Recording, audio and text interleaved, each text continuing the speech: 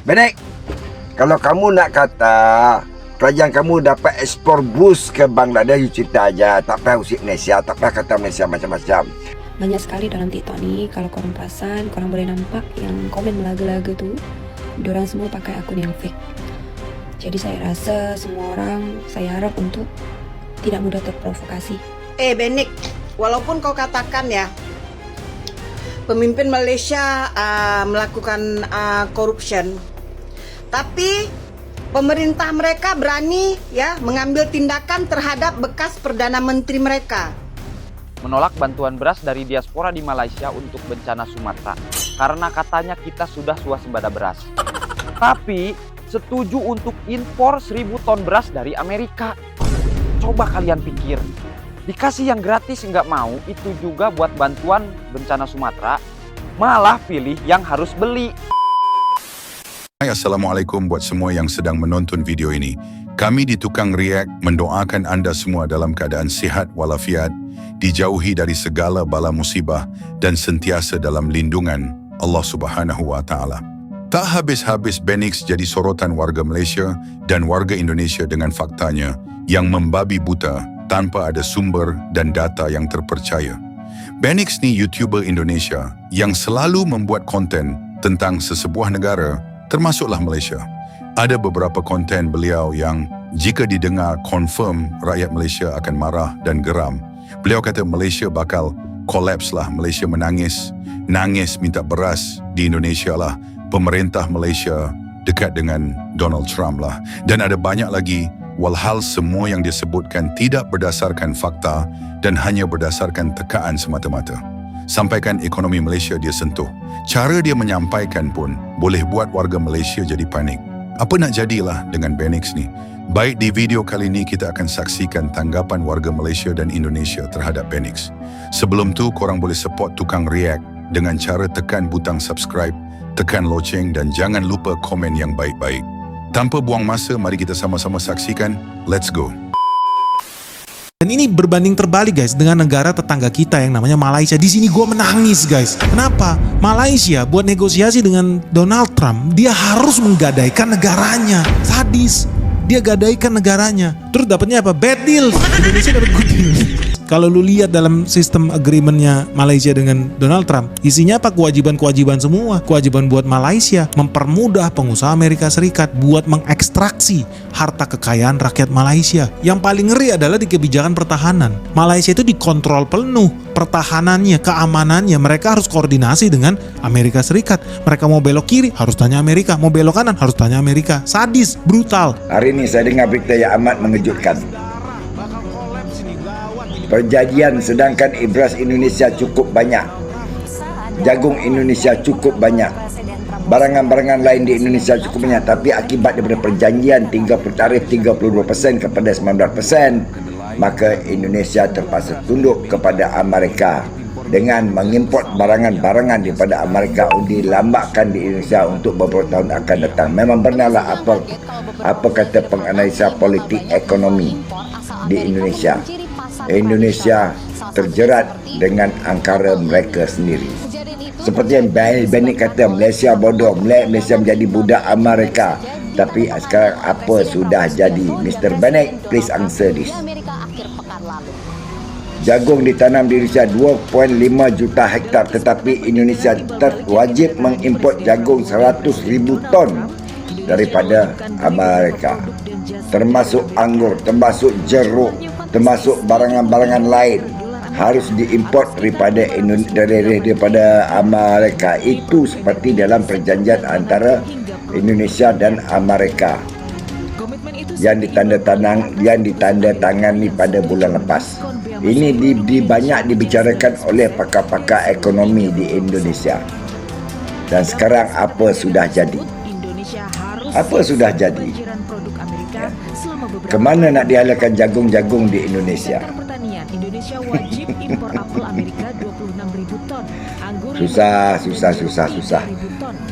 Nanti akan ada perasaan-perasaan yang kurang baik daripada rakyat Indonesia terhadap presiden mereka sendiri. Ini akan menjadi masalah yang amat-amat besar. Ini akan menjadi masalah dalamannya amat-amat besar. Ya, kenapa Amerika sanggup berbuat demikian? Sebab pasaran di Indonesia, daya beli mereka tinggi. Itu sebab Amerika memujuk dan memaksa, akhirnya Indonesia terjerat dengan angkara mereka sendiri. Dan ini amat malang kepada mereka. Dan komoditas satu ini pun tumbuh subur di banyak provinsi Indonesia. So, yang mengembiar yang mengatakan Malaysia bodoh, budak Amerika, tolong jawab pertanyaan saya ini.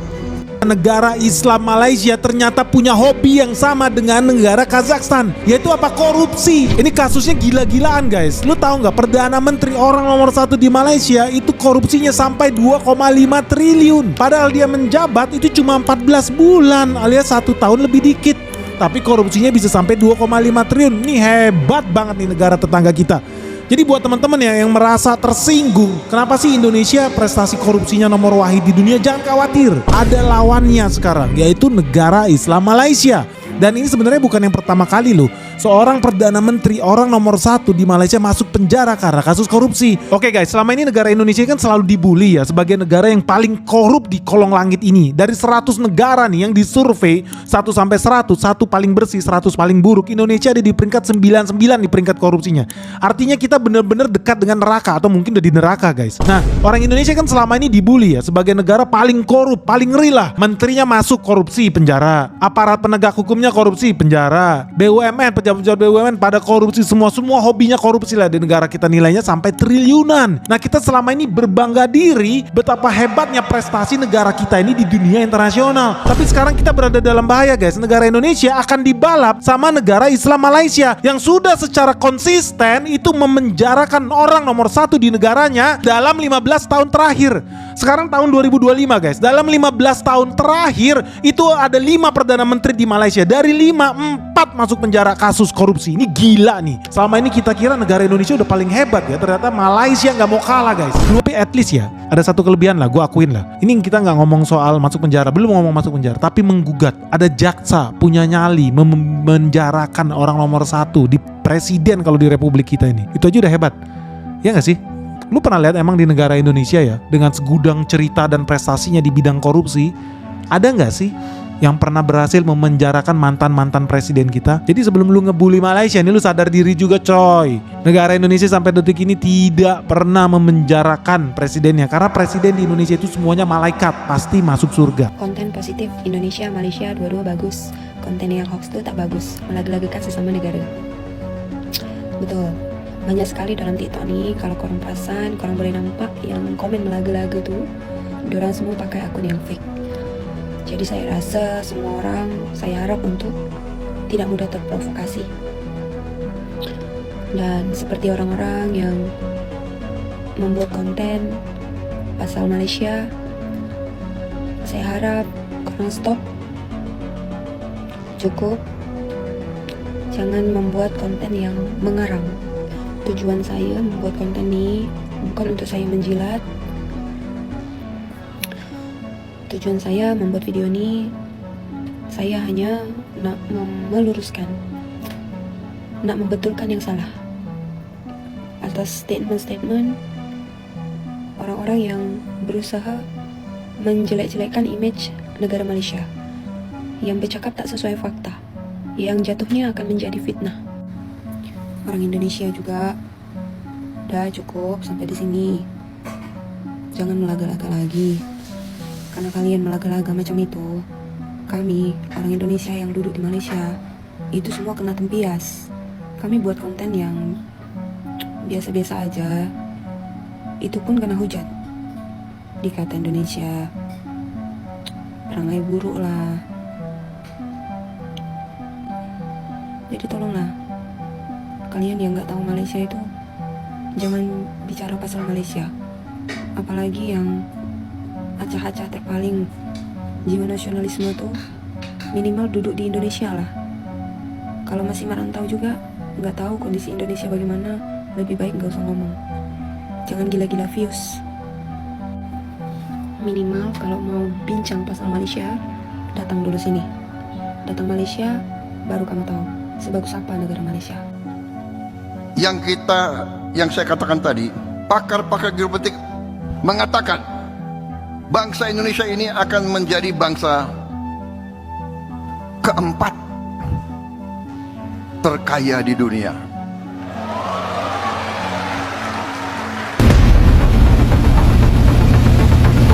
Hasrat sindiket penyeludupan untuk membawa masuk 78 pendatang asing tanpa izin parti ke negara ini lebih awal sebelum Ramadan gagal.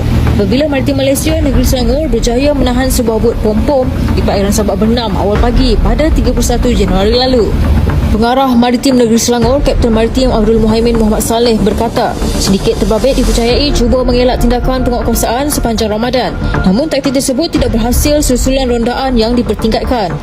Menurut beliau, tangkapan dibuat hasil maklumat risikan membabitkan sebuah bot dari jeti nelayan batubara Indonesia sebelum pasukan Maritim Malaysia digerakkan ke lokasi bagi melakukan pintasan. Sekitar jam 3.30 pagi, bot berkenaan ditahan kira-kira 3 batu nautika barat daya Sungai Air Tawar, Pagan Nakoda Umar. Namun seorang individu dipercayai tekong bertindak terjun ke laut dan meloloskan diri. Hasil pemeriksaan menemukan 2 awak-awak bot serta 78 parti terdiri daripada 49 lelaki dan 29 wanita berusia 14 hingga 60 tahun yang gagal membukukan dokumen pengenalan diri yang sah dan kes disiasat mengikut Akta Imigresen 1959 Palak 63 serta Akta Atik SOM 2007.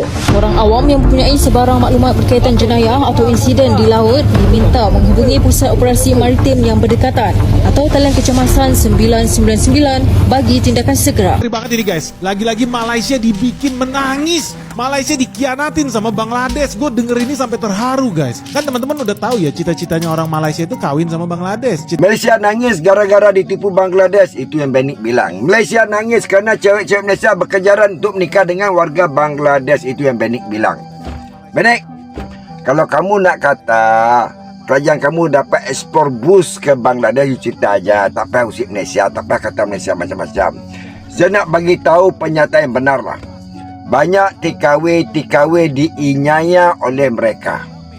Banyak TKW ditipu oleh mereka. Sampai ada dihabisi nyawa, kamu tahu. Itu fakta yang harus kamu tahu. Ya, rakyat Malaysia ada bernikah dengan warga ini. Tetapi mereka bernikah secara sah di KUA Kantor Ugama. Di pejabat agama kami dinikahi oleh mufti. Bukan menikah sembunyi-sembunyi di bawah kongsi, tidak. Itu kami di Malaysia. Cuma TKW kamu banyak ditipu oleh mereka, termasuklah di Singapura dan di Timur Tengah. Benik, walaupun kau katakan ya pemimpin Malaysia melakukan corruption, tapi pemerintah mereka berani ya mengambil tindakan terhadap bekas Perdana Menteri mereka. Coba kau lihat di negara kita, ada yang berani mengambil tindakan terhadap mantan-mantan petinggi di negara kita yang melakukan korupsi? Hah? Ada? Enggak ada, Benik. Ya.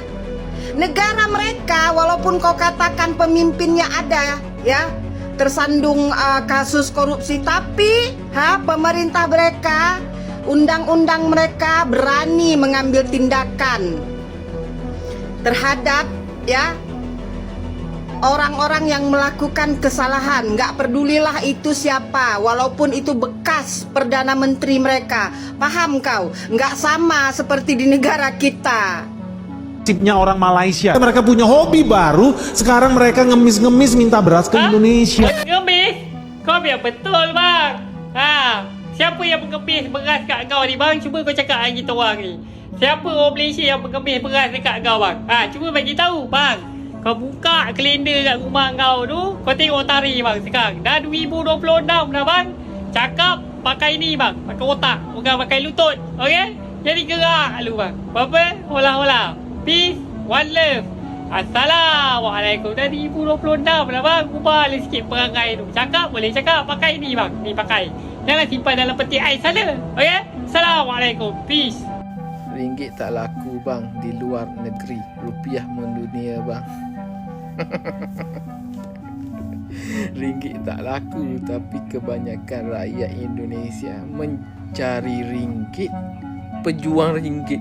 Orang Malaysia pun tak gelarkan diri dia sebagai pejuang ringgit. Kamu datang ke Malaysia terus gelarkan diri sebagai pejuang ringgit.